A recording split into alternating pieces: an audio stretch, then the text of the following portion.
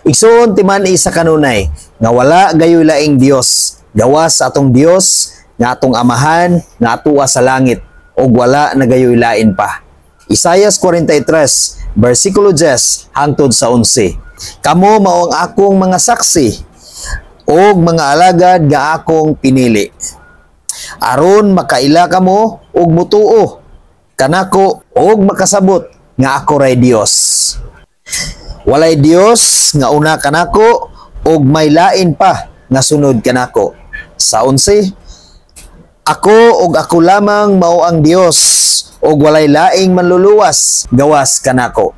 Igsoon wala gayoy lain nga manluluwas. Igsoon buhi ka karon.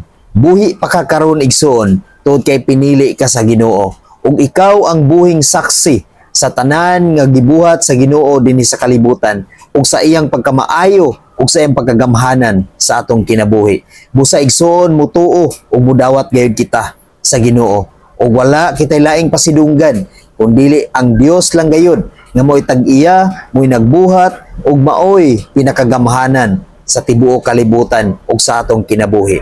Ug wala nagayulain pa igsoon kundi siya lang. Walay Dios nga una kaniya ug wala nay Dios nga umalabot pa kundi siya lang gayud igsoon ug wala nagayulain pa. Ug wala nagayulain nga manluluwas igsoon, wala nay moabot pa nga manluluwas kundi ang Ginoo lang gayud nga maoy nagluwas kanato, maoy nagsakripisyo sa iyang kinabuhi alang sa matag usa kanato ug wala nagayulain pa igsoon. Maong sa kanunay igsoon ayaw pagsalig sa imong kinabuhi karon. Huna-hunaa nga adunay Ginoo nga nagluwas kanato, adunay Dios nga tag-iya sa atong kinabuhi ug wala nay laing Dios pa. God bless sa tanan.